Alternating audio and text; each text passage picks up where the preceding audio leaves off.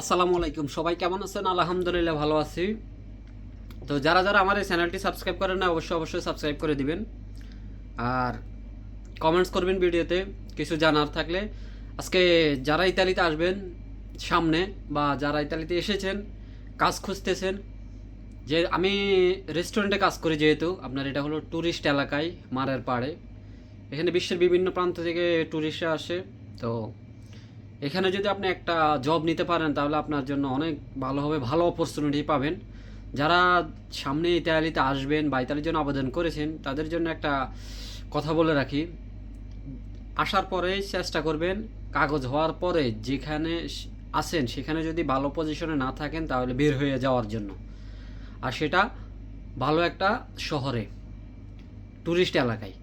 তো সর্বপ্রথম যদি আপনারা ভাষা নাও জানেন তাহলে আপনারা একটা ট্যুরিস্ট এলাকায় লাভাফিয়াত্তির কাজ করতে পারবেন।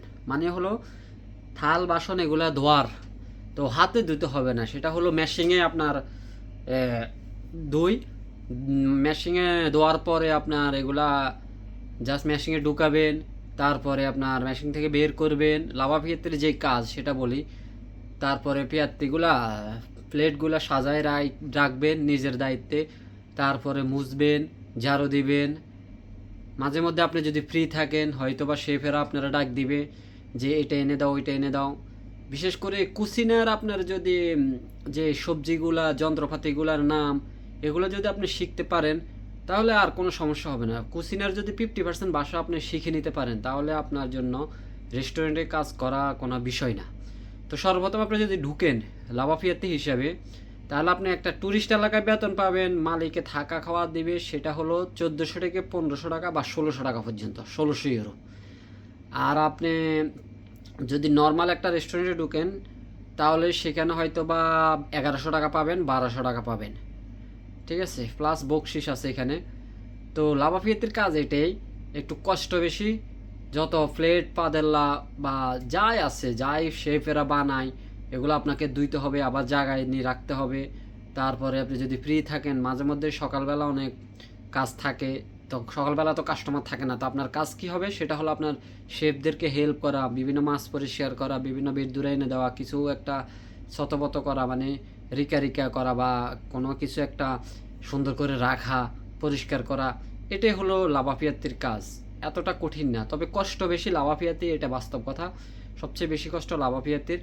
তারপর আপনি যদি এখানে 2-3 বছর থাকতে পারেন, 2 বছর 3 বছর কাজ করতে পারেন, বা নিজের আগ্রহ থাকে যে আমি শেফ হব একদিন, তাহলে দেখবেন আপনি 2 বছর লাভাফিয়াতি বা 1 বছর 2 বছর লাভাফিয়াতি থাকার পরে আপনি কিন্তু ভালো একজন শেফ হতে পারবেন। সেটা হলো প্রিমি শেফ, আর সেকন্ডের শেফ হোক, আন্তিপাস্তির শেফ হোক, অথবা আপনি আয়তরি করতে পারবেন, মানে শেফদেরকে হেল্প করার জন্য একজন লোক প্রয়োজন, সেটি করতে পারবেন 2-3 বছর কাজ করার পরে।